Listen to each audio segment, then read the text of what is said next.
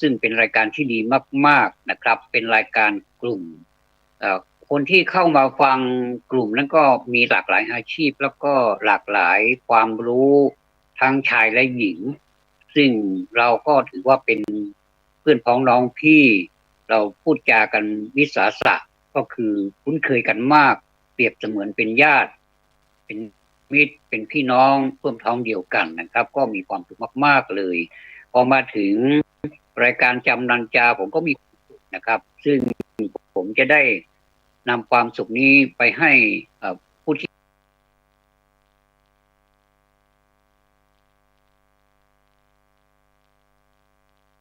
ผู้ฟังแล้วก็ตลอดถึงผู้ที่ไม่ได้ฟังแต่ถ้ามีโอกาสได้รับทราบว่านี่คือรายการจำนันจาซึ่งเป็นรายการพูดตามความนึกคิดที่ผมต้องการอยากจะสื่อผมก็อยากจะสื่อให้ทุกท่านได้ทราบว่ารายการนี้ยึดความรักเป็นที่ตั้งความหวังดีเป็นพื้นฐานความปรารถนาดีเพื่อส่งต่อไปให้เราทุกคนนะครับตลอดถึงลูกหลานของเราตลอดถึงประเทศชาติอันเป็นที่รักยิ่งของเราด้วยนะครับในวันนี้ก็9 นาฬิกาไปจนถึง10 นาฬิกาก็จะทำหน้าที่นี้ให้เต็มเม็ดเต็มหน่วยเต็มความเต็มกำลังความสามารถจะทุ่มเทให้สมกับที่ท่านผู้อำนวยการสถานีวิทยุ 104.50 แห่งนี้เมตตาผมนะครับวันนี้เราก็จะมีเรื่องของสังคมนะครับซึ่งต้องพูดนะครับเพื่อความเข้าใจว่าในสังคมของเราเนี่ยมันมีปัญหาสลับซับซ้อนในปัญหานั้นก็ไม่ใช่เป็นเรื่องที่น่าผิดหวังหรือว่าน่าทุกข์ใจแต่อย่างไรนะครับแต่ว่ามันก็เป็นสิ่งที่ท้าทายที่เราท่านทั้งหลายจะมาช่วยกันแก้ไปทีละอย่างทีละอย่างนะครับเหมือนเรากินข้าวแต่ละคำแก้ไปทีละอย่างทีละอย่างเป็นธรรมดาของมนุษย์เรานะครับว่าเมื่อคนเกิดมาเยอะๆคนเกิดมาเพิ่มขึ้นภารกิจต่างๆหน้าที่ต่างๆของแต่ละคนนั่นนะก็แตกต่างกันออกไปแล้วก็มีหน้าที่ที่มากมายบางทีเราคิดว่าเราทำหน้าที่ของเราเนี่ยเหมือนไม่มีอะไรแต่ในนั้นนะมันเป็นทั้งศาสตร์แล้วก็ทั้งศิลป์ด้วยซึ่งศาสตร์และศิลป์เนี่ยมันเป็นสิ่งที่คุ้มค่าเป็นสิ่งที่มีค่ามันเป็นทรัพย์สินชนิดหนึ่งที่เราต้องต้องช่วยกันรักษาเอาไว้เพราะว่าคนเราเนี่ยถ้าเกิดมาแล้วนะไม่มีอะไรทำเนี่ยถือว่ามันเป็นแบบคือเขาเรียกว่าอะไรเรียกว่าไม่มีโชคอะนะเกิดมาแล้วมันต้องได้มีงานทำอย่างที่เราเห็นชัดๆก็คือเราเกิดมาแล้วงานที่เราทำสำหรับตัวเราเนี่ยก็คือต้องหายใจถ้าเราไม่หายใจเนี่ยร่างกายของเรานี่ก็จะหมดโอกาสที่จะเคลื่อนไหวไปไปไหนไม่ได้แล้วก็เราก็จะจากโลกนี้ไปโดยที่ว่าเราก็น่าเสียดายที่เราไม่ได้ทำอะไรเลยอย่างน้อยที่สุดเราก็ต้องร่างกายของเรานี่ก็ทำหน้าที่ดีที่สุดแล้วเขาเขาทำงานหนักตลอดชีวิตของเราอ่ะที่ก่อนที่เราจะจากไปเนี่ยนะท่านลองคิดดูดีๆนะว่าร่างกายของเราเนี่ยนะครับเป็นโรงงานมหัศจรรย์เป็นโรงงานมหัศจรรย์ก็คือสามารถเครื่องใช้ไม้สอยหรือว่าเครื่องจักรกลต่างๆเนี่ยที่อยู่ภายในนี้เขาจะเก็บไว้ข้างในเขาไม่ได้เอาไส้มาไว้ข้างนอกแล้วเอาตาไปไว้ข้างในคือสลับที่กันเนี่ยก็ยุ่งแน่ๆเลยนะครับแต่ว่าก็ลำไส้ตับไตไส้พุงหัวใจปอดอะไรพวกนี้อยู่ข้างในร่างกายเนาะแล้วก็มีมีหนังหุ้มมีเนื้อมีกระดูกมีโครงของกระดูกเป็นโครงเหมือนกับบ้านต้องมีเสาต้องมีอะไรต่างๆที่ทำให้บ้านนี้แข็งแรงเนี่ยเป็นอะไรที่มันเป็นแบบพิจิตรพิสดารมากๆเลยนะครับแต่ว่าในทางศาสนานี้ท่านให้พิจารณาว่าโครงสร้างของคนเราเนี่ยมันเป็นสิ่งที่เสียได้เหมือนกับอาหารที่มันค้างคืนมันก็สามารถที่จะบูดได้เหมือนกันในตัวของคนเรานี่มันก็บูดได้เหมือนกันถ้ ถ้าเราไม่ถ่ายเทเราไม่ทำความสะอาดทั้งข้างในด้วยแล้วก็ข้างนอกด้วยเนี่ยมันก็จะทำความสกปรกแล้วก็มีกลิ่นที่ไม่น่าพึงปรารถนาเลยไม่น่าปรารถนาเลยนะมันก็จะออกมาตามทวารต่างๆทั้ง6ทวารเนี่ยนะครับมีหูตาจมูกลิ้นอะไรพวกนี้มันก็จะออกมามันก็จะแบบเป็นสัญญาณบอกให้เรารู้เลยนะครับว่าให้เรารู้เลยว่าตอนนี้ไม่ค่อยสบายแล้วนะอะไรประมาณนี้ถ้าเวลาปวดท้องเขาก็จะปวดให้เรารู้เลยปวดท้องแบบไหนเมื่อวานนี้ไปกินอะไรมากไปหรือเปล่ากินเปรี้ยวไหมกินเผ็ดหรือเปล่ากินหวานไหมอะไรนี่ร่างกายก็จะบอกให้เรารู้เลยนะบางทีก็บอกให้รู้ณบัดนั้นเลยก็มีบางทีก็ให้เราสมมติกินเมื่อวานนี้เย็นวันนี้เช้าก็รู้เรื่องเลยนี่อย่างนี้ก็มีแล้วก็นำมาซึ่งความทุกข์ต่างๆเช่นปวดท้องปวดหัวอะไรเนี่ยแข้งปวดขามันก็มีของมันก็บอกอาการเป็นอย่างๆไปแต่ละอย่างมันก็มีคุณด้วยนะครับมันก็มีคุณด้วยแล้วก็มีโทษไปในตัวด้วยอันนี้คือโครงสร้างของมนุษย์แม้แต่ขออภัยนะครับแม้แต่สัตว์เขาก็มีโครงสร้างของเขาไม่เดินเหมือนเรานะโดยเฉพาะสัตว์ที่มีขา4 ขาเขาก็จะเดินแบบระนาบกับพื้นคือเขาจะ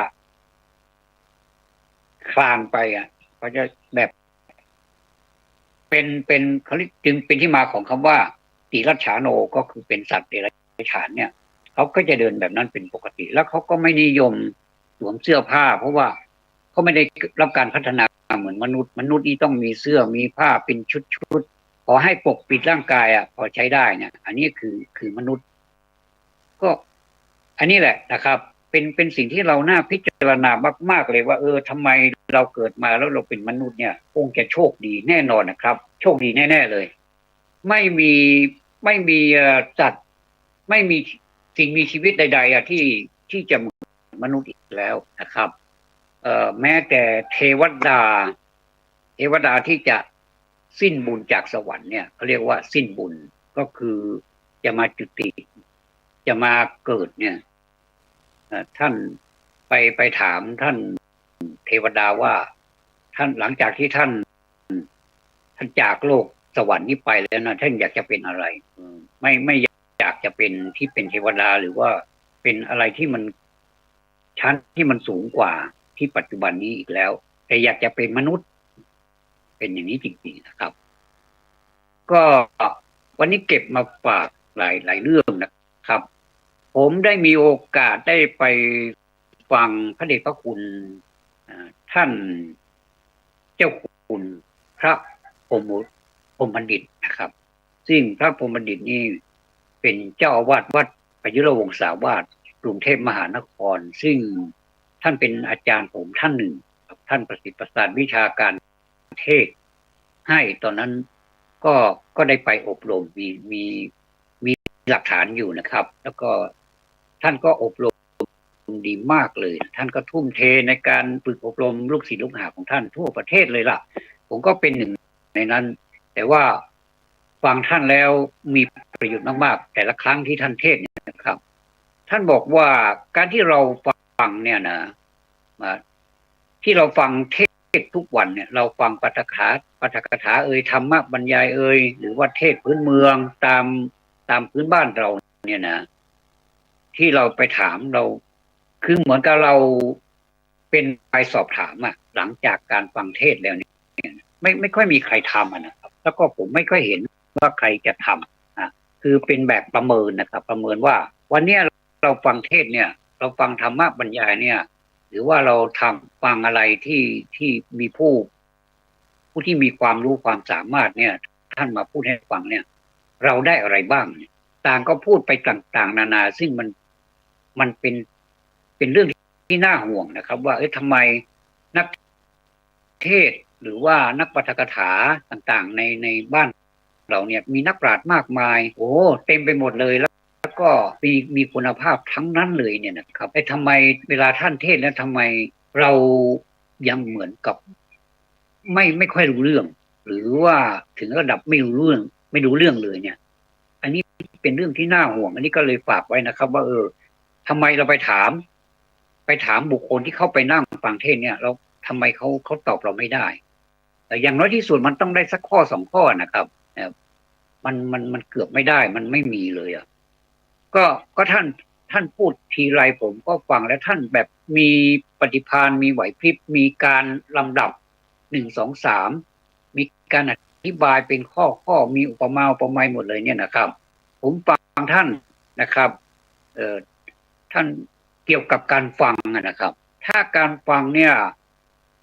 เรารู้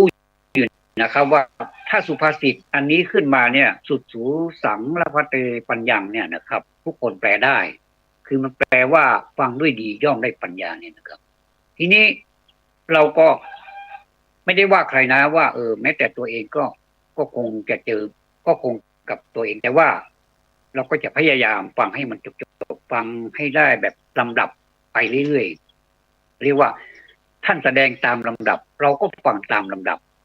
ท่านตรงไหนที่มันเป็นแบบพุทธตรงนี้ประโยคโดนใจมากเราก็จดเอาไว้เนี่ยจำไม่หมดก็จดไว้เนี่ยนะครับสุดสูสังละพัตเตปัญญังเนี่ยฟังด้วยดีย่อมได้ปัญญาเนี่ยนะครับก็ต้องทำคำมันเนี่ยให้มันเต็มส่วนมากแล้วก็ฟังด้วยศรัทธาเชื่อว่าเราฟังแล้วมันจะเป็นสิ่งที่ดีแล้วก็ฟังด้วยศรัทธาแสดงว่าเรามีศรัทธามีความเชื่ออย่างเดียวเราถึงฟังแต่ส่วนอื่นล่ะครับมันอีกตั้งเยอะแยะเราเอาไม่หมดจริงๆแล้วขอเมตตาฟังให้จบแล้วก็มีปากกามีสมุดมีดินสออยู่ในมือด้วยเพราะว่าอันนี้เป็นส่วนตัวเราถ้าเราชอบประโยคไหนหรือว่าเราอยากจะจดเนี่ยผมว่าจดลงไปเลยแล้วเราก็จะเอาไปดูตอนที่เราลำดับไม่ถูกแล้วก็แล้วก็มีข้อ1 2 3 4อะไรเนี่ยเราก็จะจำได้คือการจดนี่ก็เป็นการจำไปในระดับหนึ่งการฟังก็เป็นการฟังในระดับหนึ่งแล้วแล้วพอนี้มาจดอีกจดแล้วก็เอามาทวนอีกเนี่ยเล่ามาพูดอีกอาจจะเอา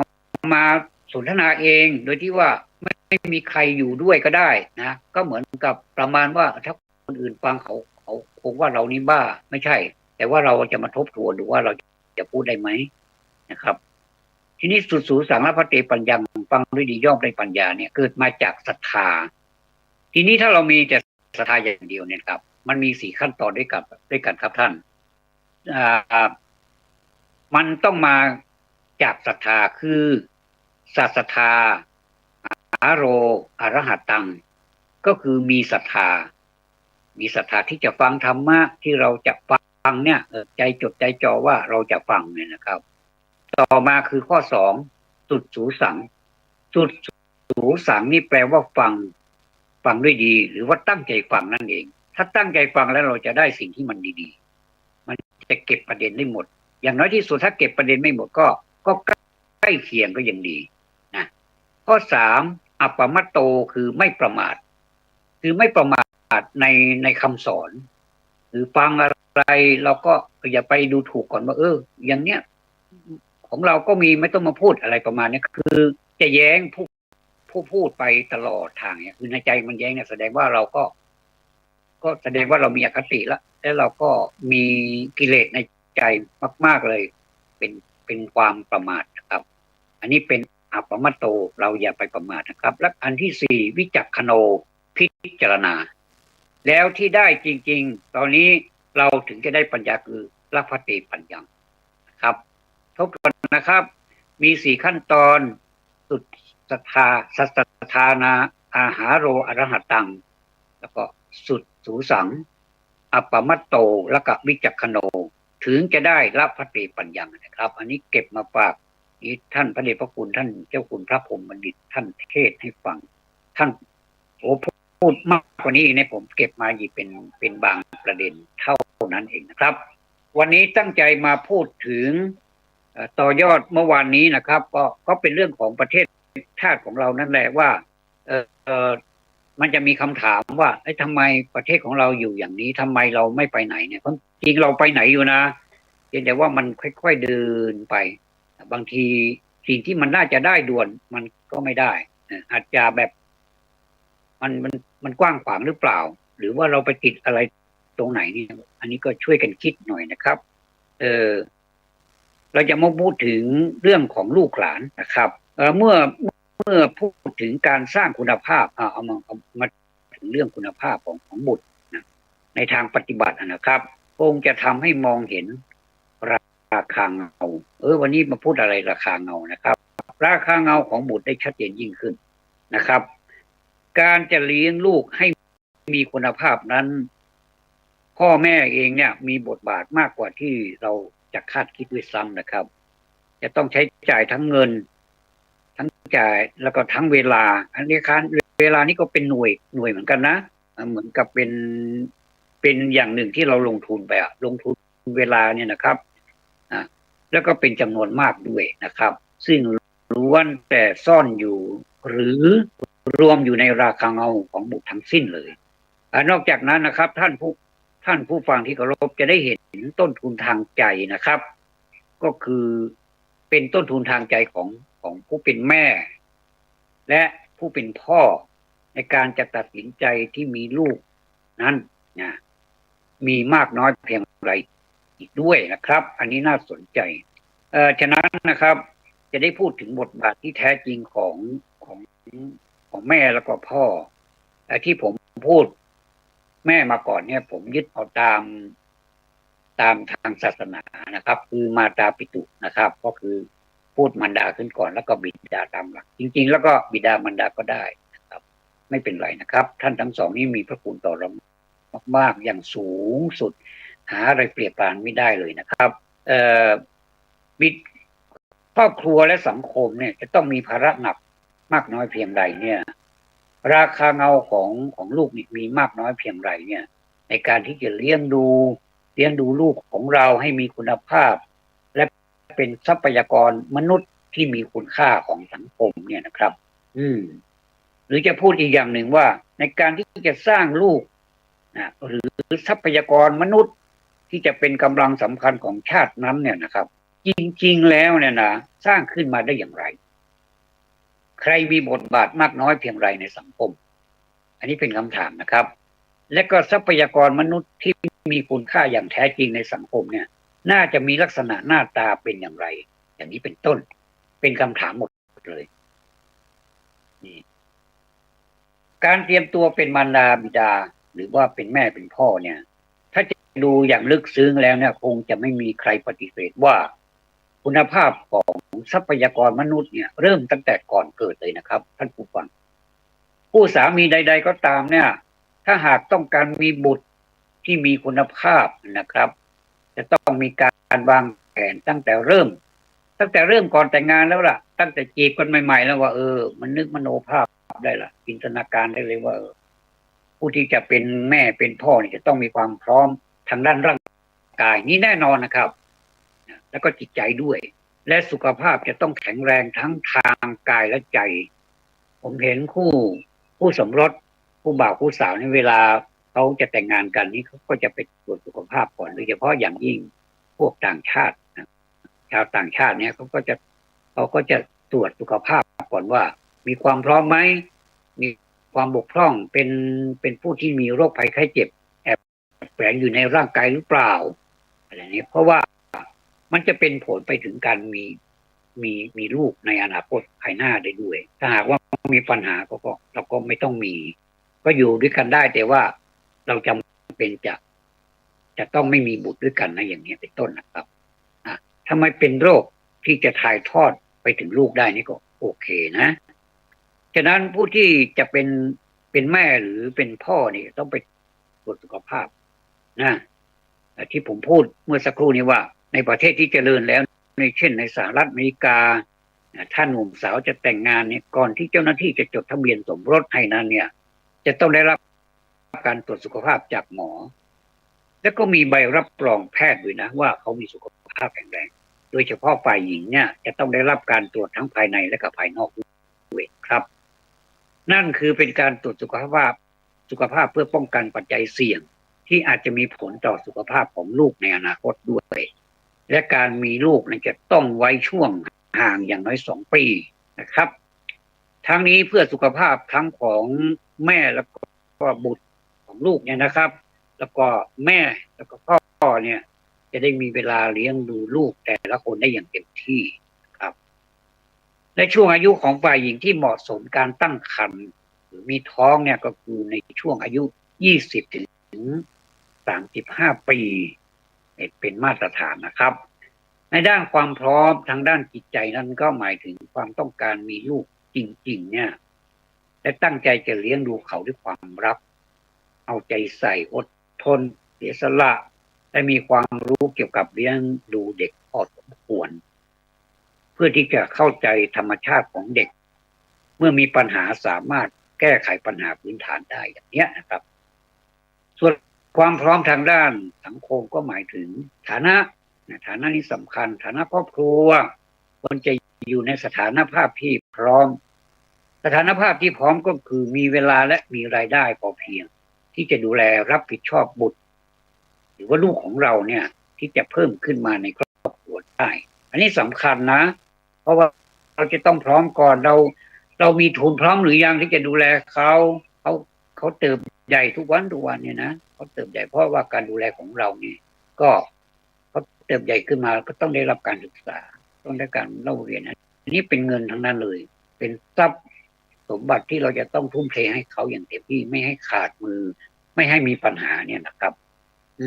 อันนี้สำคัญนะครับก็เมื่อเรารู้ว่าตั้งครรภ์หรือว่าตั้งท้องเนี่ยเป็นหน้าที่ของคุณพ่อนะที่จะต้องช่วยเหลือว่าที่มารดา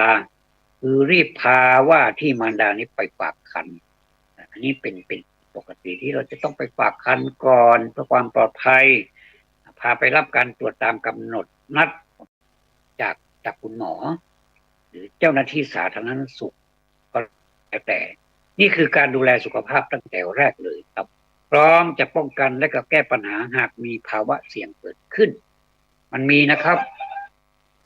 มารดาเป็นผู้มีสุขภาพมีปัญหาอยู่แล้วเนี่ยไม่ยอมบอกคุณหมอแล้วก็ไม่ยอมไปพบคุณหมอไม่ยอมไปปรึกษาท่านด้วยอย่างเนี้ยก็มีปัญหาเมื่อลูกเกิดมาแล้วก็มีปัญหาตามด้วยเนี่ยครับอันตรายเหมือนกันนะการตรวจโดยทั่วไปเนี่ยก็เป็นปกตินะครับก็มีการชั่งน้ำหนักวัดความดันโลหิตหรือความดันโลหิตเป็นอย่างไรบ้างขออนุญาตนะครับดื่มน้ำหน่อย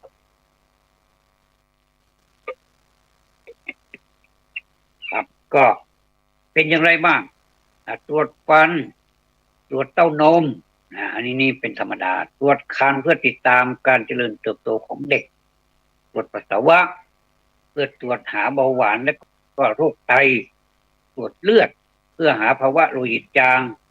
และโรคติดต่อทางเพศสัมพันธ์นอกจากนั้นว่าที่มารดานี่ยังจะต้องได้รับการฉีดวัคซีนป้องกันโรคบาดทะยัก2 ครั้งนะครับตามหลักการเลยรับยาเม็ดเสริมธาตุเหล็กแคลเซียมและวิตามินรับยาไอโอดีนเฉพาะในบางพื้นที่ที่ขาดธาตุไอโอดีนเช่นภาคเหนืออันนี้ก็ขาดธาตุไอโอดีนค่อนข้างที่เยอะแล้วก็ภาคตะวันออกเฉียงเหนือบางแห่งภาคอีสานนะครับในด้านอาหารนี่ว่าที่มารดานี่ต้องการอาหารเพิ่มขึ้นเพื่อสุขภาพของมารดาเองและเพื่อการเจริญเติบโตของบุตรในครรภ์รวมทั้งการเตรียมสร้างน้ำนมให้เพียงพอสำหรับการเลี้ยงดูลูกด้วยว่าที่มารดาจะต้องรับประทานอาหารให้ครบ5 หมู่ด้วยกันนะครับอันเนี้ยผมประสบการณ์ผมเห็นคุณแม่บางคนไม่มีน้ำนมให้ลูกก็มีนะครับก็ต้องใช้นมที่มันแบบนมผงนมที่เกี่ยวกับเลี้ยงทารกนะทั่วไปนะมาเลี้ยงแทนอันนี้ถ้าจะว่าไปแล้วก็ยังไม่ดีเท่าของนมมารดาที่เป็นนมที่วิเศษที่สุดมาจากการกลั่นของมารดาการกลั่นคือความรักความอบอุ่นสายสัมพันธ์อะไรต่างๆนี่ครบเลยนะครับเพราะฉะนั้นว่าที่มารดานี้จะต้องรับประทานอาหารให้ครบ5 หมู่เพื่อจะได้ผลิตน้ำนมให้ลูกนะครับเมื่อถึงกำหนดการคลอดนะครับเพื่อลูก เกิดรอดแล้วก็แม่ปลอดภัยด้วยเนาะทั้งสองท่านเนี่ยทั้งแม่ทั้งลูกนี่ต้องปลอดภัยด้วยนะจะต้องไปคลอดกับหมอหรือเจ้าหน้าที่สาธารณสุขเพราะการคลอดแต่ละครั้งนี้ว่าที่มารดามีความเสี่ยงต่ออันตรายจำเป็นจะต้องพึ่งแพทย์พยาบาลพดุงครรภ์หรือแม้แต่หมอตำแยที่รับการอบรมแล้วเป็นผู้ทำคลอดให้ถูกวิธีสะอาดปลอดภัยก็จะดีกว่าการที่คลอดเองถึงแม้ว่าถูกแต่มีภาวะการเสี่ยงอันตรายสูงครับผมเองนะครับคุณแม่บอกว่าก็คลอดที่บ้านพี่น้องทั้งหลายก็คลอดที่บ้านหมดเลยนะครับอันนี้ก็คนสมัยก่อนนี้รู้สึกคลอดง่ายกันจังเลยนะไม่รู้ว่าเป็นอะไรการแพทย์อะไรก็ยังไม่สมบูรณ์ไม่ค่อยทั่วถึงนะเข้าหายังไม่ค่อยถึงแล้วก็ท่านก็คลอดที่บ้านครับอันนี้ก็ถ้าทำตามนี้นะก็จะดีมากๆเลยนะเป็นการลดความเสี่ยงแต่เผอิญว่าเราคงจะมีบุญเหมือนกันนะแล้วก็รอดมาได้จนมาถึงวันนี้เราก็พูดให้พวกเราฟังกันขนาดนี้นะครับทั้งหมดที่กล่าวมาเนี่ยเป็นสิ่งที่มารดาบิดาจะต้องใช้ทั้งเป็นตัวเงินด้วย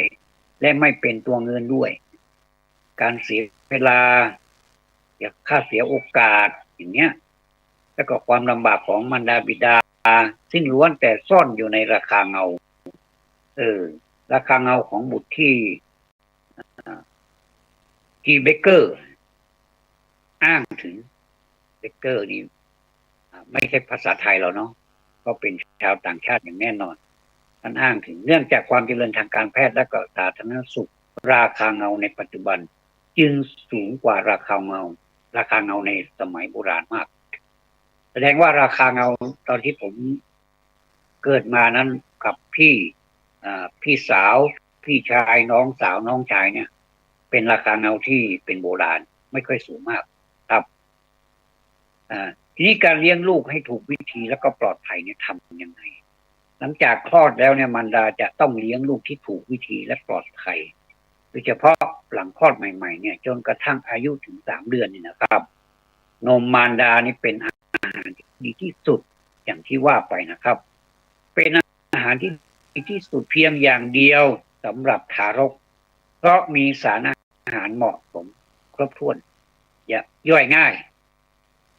ท้องไม่เสีย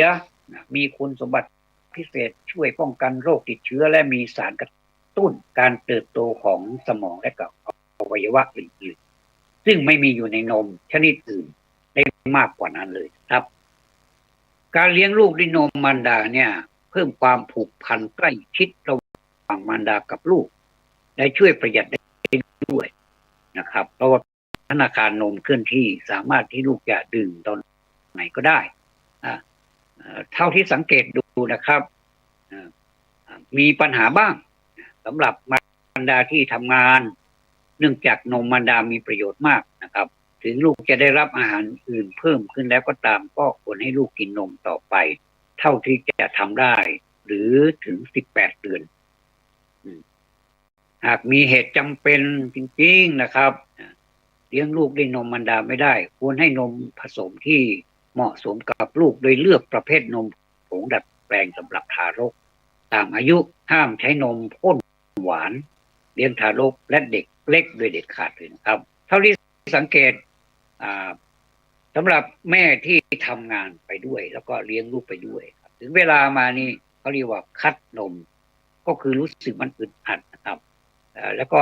แม่นี่ก็จะบีบนมไปแช่ในช่องฟิตพอถ้าจะถึงเวลาที่ลูกจะกินนมก็เอามาทำกรรมวิธีเอามาทำให้มันละลายเหมือนกับได้ดื่มนมจากแม่จริงๆนะครับอันนี้เป็นนมของแม่ก็ใช้แบบนี้ก็มีแล้วก็เด็กก็เติบโตขึ้นมาก็เฉลียวฉลาดเป็นเด็กที่โซนมากๆเลยโซนจนแบบเหลือสุดประมาณจริงๆนะครับเนี่ยก็ได้ดื่มนมจากมารดาแต่ว่าทำงานไปด้วยแล้วก็ใช้กรรมวิธีแบบนี้นะครับเขาจะมีที่ปั๊มด้วยนะครับปั๊มแล้วก็ช่องเอาแช่ช่องฟิตที่มันเย็นที่สุดนั่นแหละนะครับ นอกจากการให้อาหารที่ถูกหลักอนามัยแล้วก็ตามวัยต่างๆแล้วเนี่ยผู้เป็นมารดาบิดาเนี่ยควรจัดเวลาและก็สถานที่เพื่อให้ลูกได้เล่นออกกำลังกายพักผ่อนได้อย่างปลอดภัยการเล่นมีความสำคัญสำหรับเด็กทุกวัยเลยนะครับลูกจะได้เรียนรู้จากการเล่นและจะสนุกสนานกับการค้นพบสิ่งใหม่ๆในการเล่นมารดาบิดานี่ควรเล่นกับลูกจัดหาของและก็เครื่องเล่นที่น่าสนใจและเหมาะสมกับวัยและความสามารถนะโดยเฉพาะอย่างยิ่งเนี่ยบุคคลที่เป็นผู้ชายเนี่ยนะผมมีลูกหลานเป็นผู้ชายค่อนข้างที่จะมากเวลาที่เราตั้งใจเราจะเล่นกับเขาเนี่ยนะเขาชอบใจมากๆเลยนะไม่ว่าจะเป็นเกมอะไรที่มันมีในสมองของเด็กนะเขาชอบจินตนาการนะอะไรเล็กๆน้อยๆที่เราตามใจเขาร่วมกระบวนการในความคิดของเขานะสารความคิดจินตนาการของเขาให้เขาได้พออกพอใจเนี่ยเขาชอบอกชอบใจแล้วก็หัวเราะมีความสุขแล้วก็มีความสุขด้วยคุณตาคุณปู่คุณย่าคุณตาคุณยายก็เล่นกับลูกกับหลานก็ประมาณนี้ก็คือมีเครื่องเล่นมีอะไรที่มันแบบสมัยนี้หาง่ายเหลือเกินนะครับถ้าจะเทียบกับสมัยก่อนนี่สมัยนี้เมื่อสมัยก่อนนี้สู้ไม่ได้สมัยนี้หาซื้อได้ง่ายแล้วก็ราคาก็ไม่แพงนักแต่ว่าเห็นมันก็เต็มกล่องเลยนะเป็นกล่องเลยนะไม่ว่าจะเป็นตัวต่อเป็นรถเป็นเครื่องบินเป็นมอเตอร์ไซค์เป็นสารพัดอย่างเลยนะรถหลายชนิดนี่เด็กๆเขาก็ชอบเขาก็เล่นของเขานะชอบเล่นดินเล่นทราย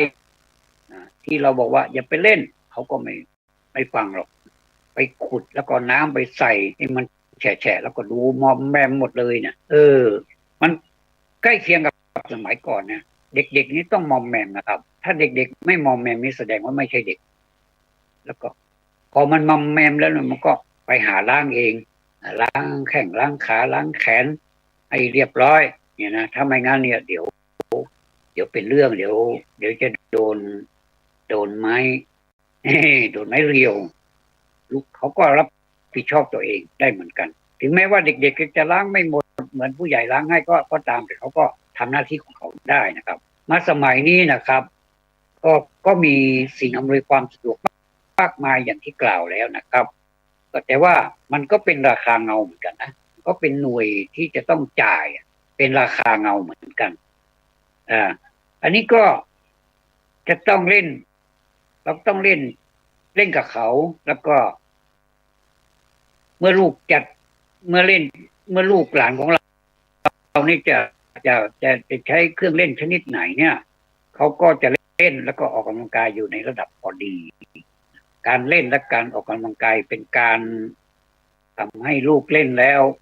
หลานของเราเล่นแล้วนี่แจ่มใสร่าเริงมีความสุขมีความคิดแสดงว่าพอดีการเล่นและออกกำลังกายเป็นการสร้างคุณภาพให้แก่ลูกหลานของเรานะครับเกิดผลดีทำให้ลูกคล่องแคล่วตอนนี้พูดถึงลูกนะครับระหว่างคุณแม่กับคุณลูกกระฉับกระเฉงกระชุ่มกระชวยกล้ามเนื้อแข็งแรงและเป็นการฝึกความคิดสร้างสรรค์และก็เรียนรู้การแก้ปัญหาได้ดีกล้ามมัดเล็กกล้ามมัดใหญ่ก็จะพัฒนาไปด้วยเมื่อก่อนนี้ผมไม่เข้าใจว่ากล้ามมัดเล็กมันเป็นยังไงกล้ามมัดใหญ่เป็นยังไงเนี่ยไปเรียนรู้ที่ไปดูเด็กนะครับคุณครูท่านก็สอนพวกเราเป็นอย่างนี้นี่เองกล้ามมัดเล็กกล้ามมัดใหญ่นอกจากนั้นแล้วคุณแม่คุณพ่อนี่จะต้องติดตามการเจริญเติบโตและการพัฒนาของลูกตั้งแต่แรกเกิดจนถึงอายุ5 ปีนะครับตั้งแต่เกิดไปเลยจนถึงอายุ5 ปีลูกก็จะเจริญเติบโตอย่างรวดเร็วมากจะติดตามชั่งน้ำหนักวัดส่วนสูงจดบันทึกนี้ต้องมีครบแล้วก็พาลูกไปรับบริการตรวจสุขภาพและการฉีดวัคซีนตามกำหนดและก็แม่และพ่อนี่จะต้องติดตามสังเกตพฤติกรรมพัฒนาการของลูกในด้านต่างๆจะมีอะไรบ้างเนี่ยการเคลื่อนไหวของร่างกายการใช้ตาตานี่เป็นวัยวะสำคัญถ้าเราไม่มีตานี่ก็ยุ่งเหมือนกันไป ไปไหนเราก็ไม่เห็นอะไรตาการสื่อภาษาอารมณ์เนาะอารมณ์แล้วก็การสังคมของลูกในวัยต่างๆเพื่อจะได้เข้าใจธรรมชาติและความรู้สึกนึกคิดของลูกเรานะและจะได้จัดสภาพแวดล้อมให้เหมาะสมกับวัยเพื่อให้ลูกเนี่ยได้เรียนรู้เล่นและฝึกฝนทำในสิ่งต่างๆตามความสามารถนะครับอันเนี้ยคือเอ่อ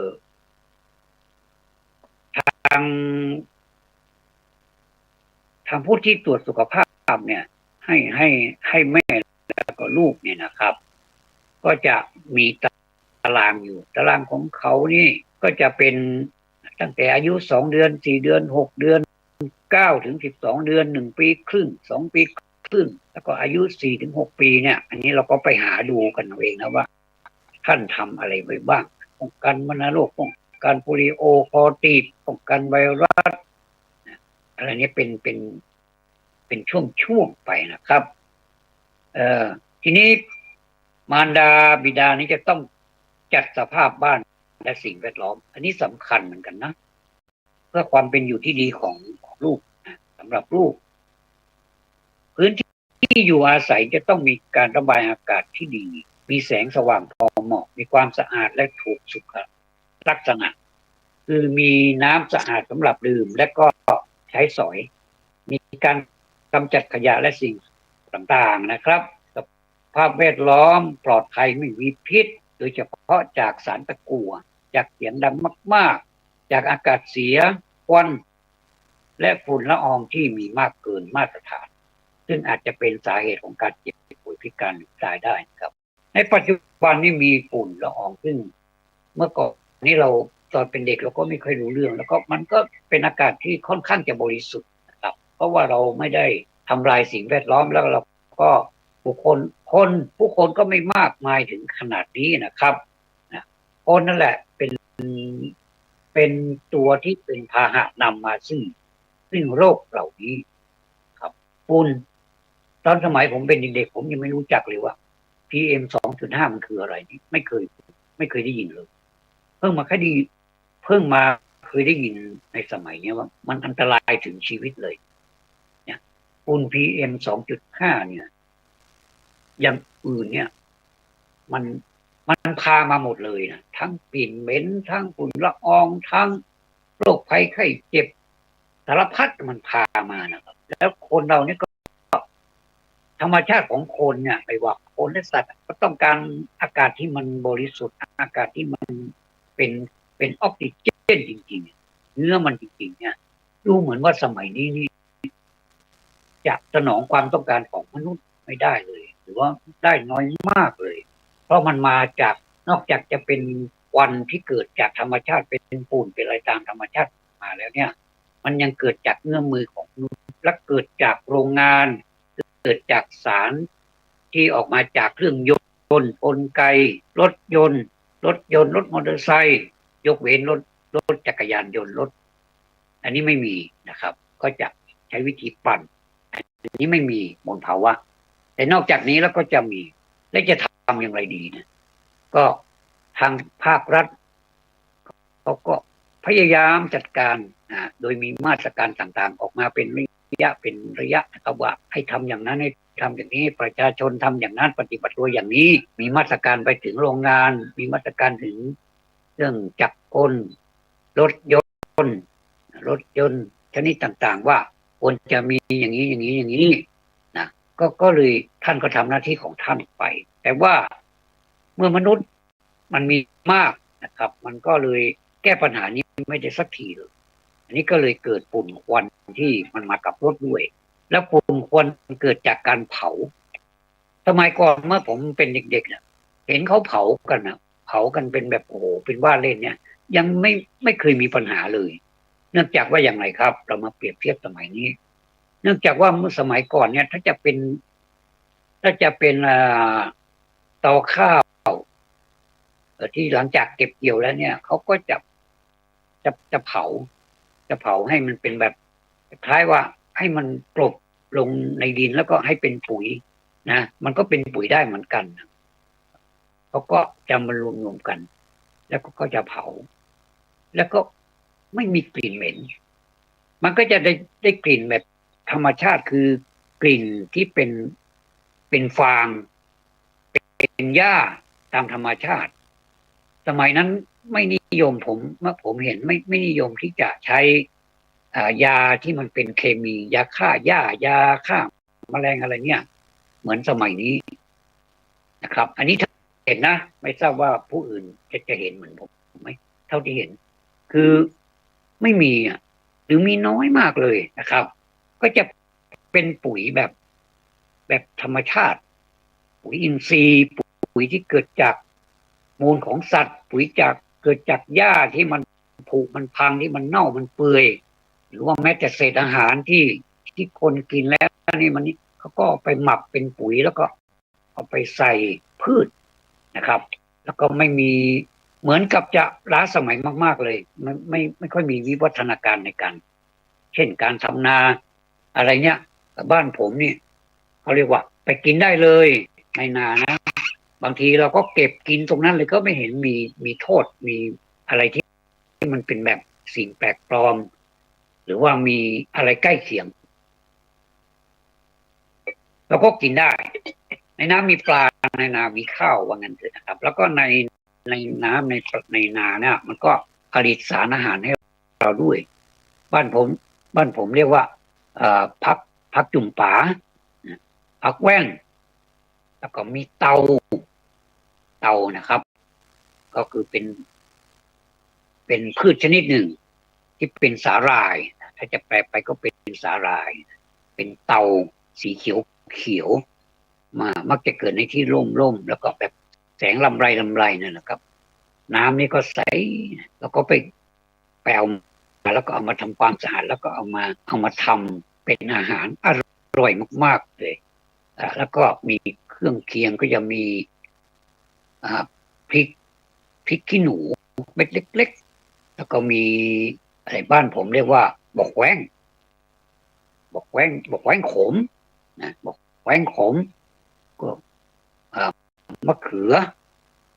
คืนก็คือมะเขือแจ้เหล่านี้เป็นต้นแล้วก็มีจักมีจักไข่เรียกว่าจักไข่ตะไคร้นั่นแหละครับจักไข่ใส่ซอยแบบให้แบบซอยบางๆนะใส่เข้าไปแล้วก็มีผักแว่นเป็นเครื่องเคียงโอ้อร่อยแล้วข้าวนึ่ง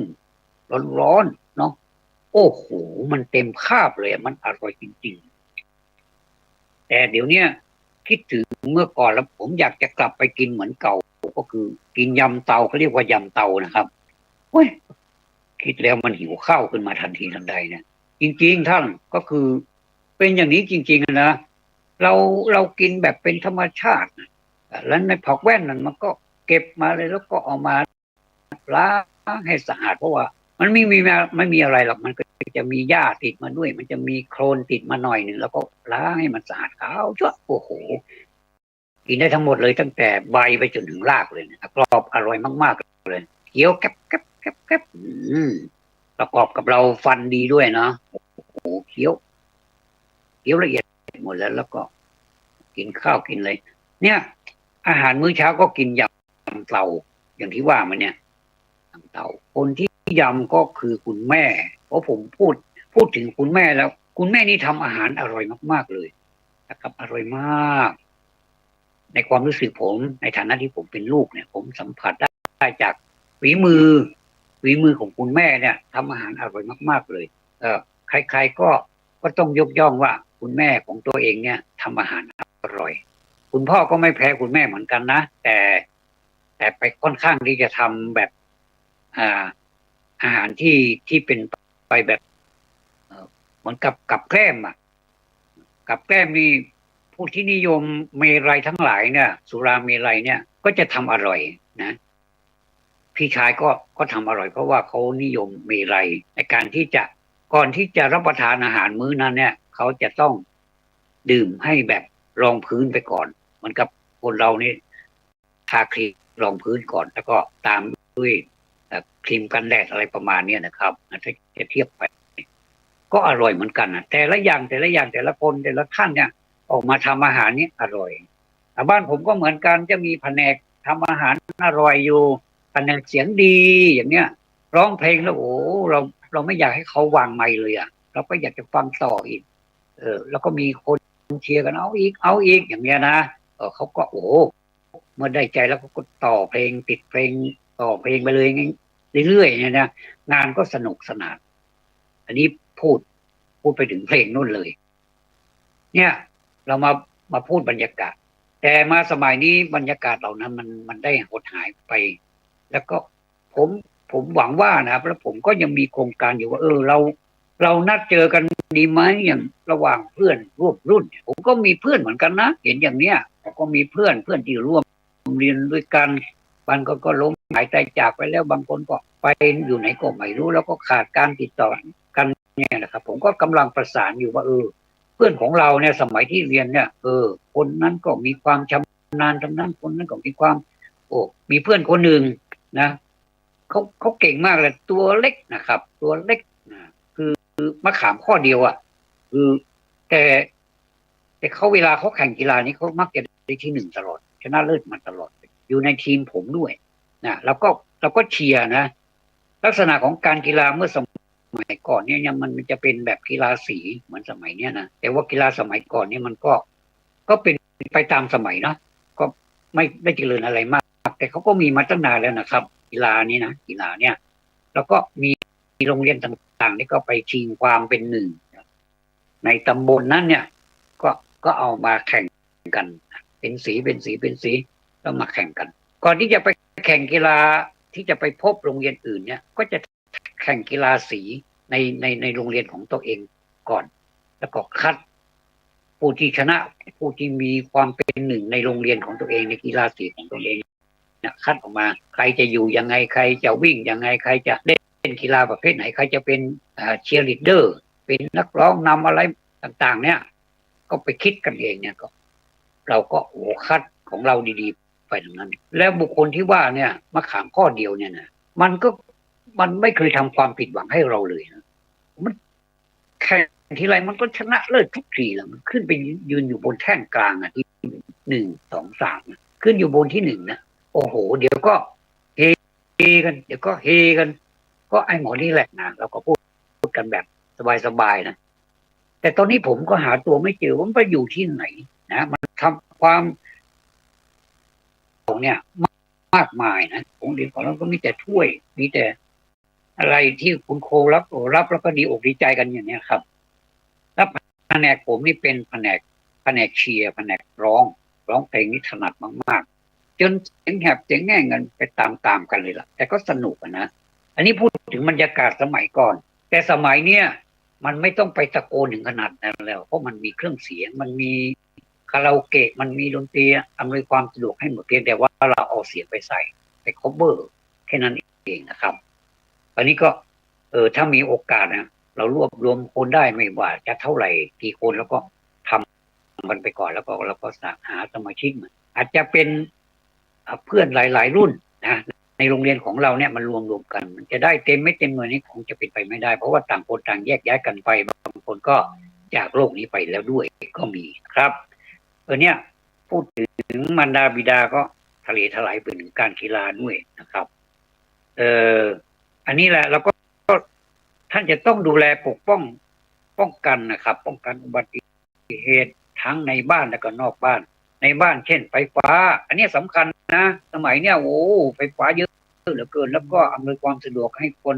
ในบ้านใช้กันบางทีเสียบปลั๊กเนี่ยปลั๊กที่เราจะเสียบยังไงเขาเรียกว่าปลั๊กเสียบสำหรับเราเสียบชาร์จแบตเตอรี่เสียบหม้อหุงข้าวเสียบเตารี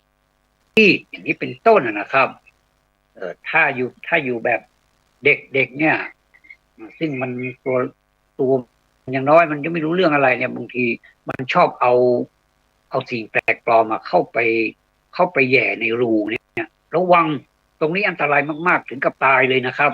ถ้าไม่ตายเราเลี้ยงไม่โตเนี่ยอันนี้อันตรายมากๆเพราะฉะนั้นช่างไฟนี้จึงมีความเชี่ยวชาญท่านที่มีความเชี่ยวชาญเนี่ยท่านก็จะยกให้มันพ้นระดับมือของเด็ก ก็จะสังเกตดูนะครับส่วนที่เอาไว้ติดผนังข้างล่างเพื่อความสะดวกสบายเนี่ยอันนี้นี่ต้องระมัดระวังนะครับท่านต้องระมัดระวังลูกหลานของท่านด้วยเพราะว่าเด็กเขาไม่รู้หรอกว่ามันเป็นยังไงเขาต้องการรู้เขาต้องการอยากทราบคือธาตุของเด็กเนี่ย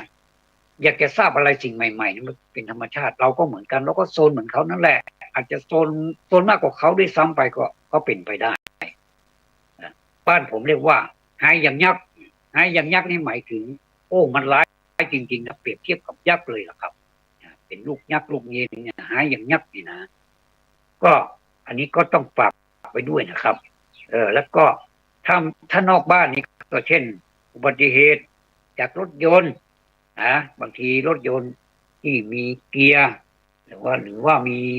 เกียร์ออโต้ซึ่งบางทีถ้าไม่ว่างเกียร์ไว้เนี่ยหรือว่าว่างแต่ว่าไม่ได้เบรกไม่ได้ล็อกอะไรเลยเนี่ยนะติดเครื่องอยู่เนี่ยนะอันตรายมากๆทีมันก็เคลื่อนก็ไปทำความเสียหายให้ลูกหลานเราได้บางทีก็ไปทับถึงกับเสียชีวิตไปก็มีนะครับนี่ก็เป็นข่าวกันระวังนะครับตรงนี้มันไม่น่าจะเป็นไปได้เลยแต่มันก็เป็นไปแล้วนะครับรถจักรยานยนต์รถมอเตอร์ไซค์เนี่ยนะครับอันนี้ก็อันตรายเหมือนกันนะครับสามารถทำให้คนเสียชีวิตได้เหมือนกันนะมอเตอร์ไซค์เนี่ยเป็นเครื่องนำมาซึ่งการสูญเสียชีวิตแล้วก็ทรัพย์สินถ้าไม่สูญเสียก็จะกลายเป็นคนที่เจ็บไปตลอดชีวิตเลยก็มีนะพิการไปเลยก็มีนะครับแล้วก็อันตรายทางน้ำเดี๋ยวนี้ก็มีสระน้ำสำหรับเด็กจะต้องมีเขาแต่ละสระนี่ก็จะมีคุณครูบุคลากรทางสระน้ำนี่เขาจะดูแลให้อันนี้ก็เบาใจหน่อยครับแต่ก็เป็นสระสำหรับเป็นบ่อเป็นสระสำหรับอนุบาลมันจะไม่ลึกนะครับไม่เหมือนของผู้ใหญ่นี่ก็ทางน้ำนะครับผมพูดไปพูดมาก็คงจะเพียงเท่านี้ก่อนแต่ความจริงมันมีมากกว่านี้อีกนะครับผมขอมาเพียงเท่านี้ก่อนนะครับวันนี้มาพูดถึงเรื่องของการเลี้ยงลูกแล้วก็ปฏิบัติเขาอย่างไรแล้วก็พาไปหาคุณหมอให้ท่านทำหน้าที่ของท่านต่อคุณแม่ต่อคุณลูกอย่างไรก่อนหน้านั้นก็ก่อนที่จะแต่งงานกันก่อนที่จะสมรสกันเนี่ยสมรสสมะแปลว่าเสมอรัศแปลว่ารสก็คือมีรสนิยมเหมือนกันสมัยนี้เขามักจะพูดว่ามีศีลเสมอกันเนี่ยนะครับความจริงแล้วสมะแปลว่าเสมอก็คือเขาก็มีความประพฤติสม่ำเสมอก็คือไม่ดูถูกฝ่ายหญิงก็ให้เกียรติฝ่ายชายอย่างเงี้ยแล้วก็พอมีลูกมีเต้ามาก็รักกันตลอดรอดฝั่งถือไม้เท้ายอดทองกระบองยอดเพชรเนี่ยนะครับอันเนี้ยคือความหมายของสมรสสมรสะนั่นเองนะครับก็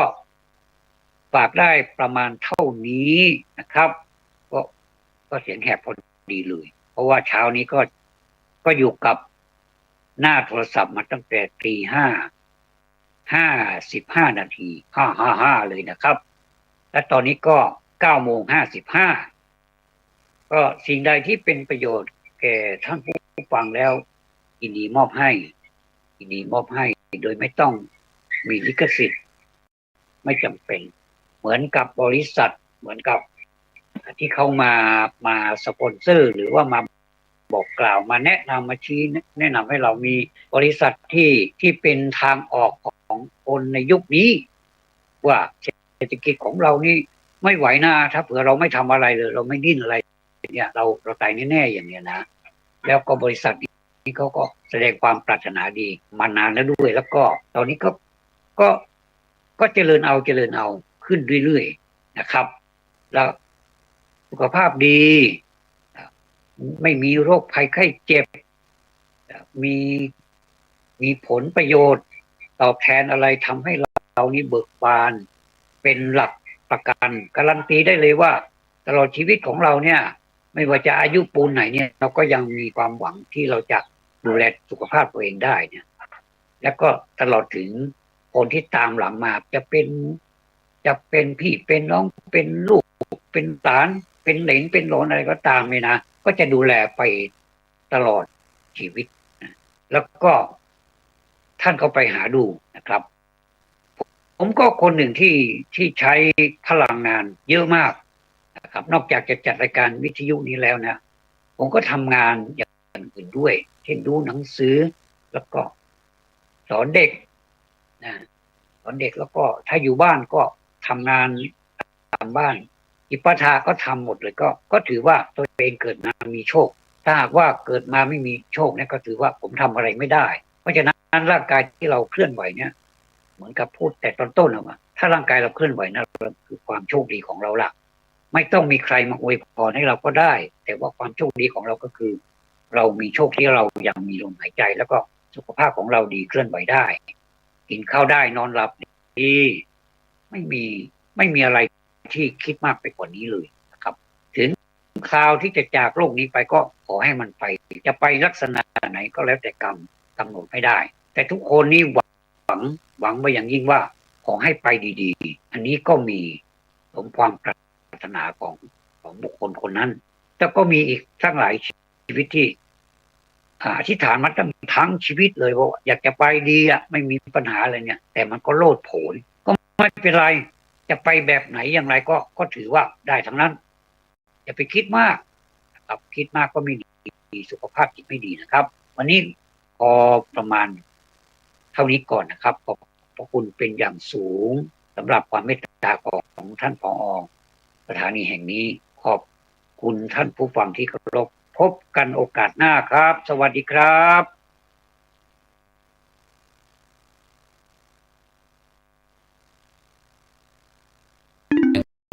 ตลอดจนรับสั่งให้นายขมังธนูทั้งหลายนำสหัส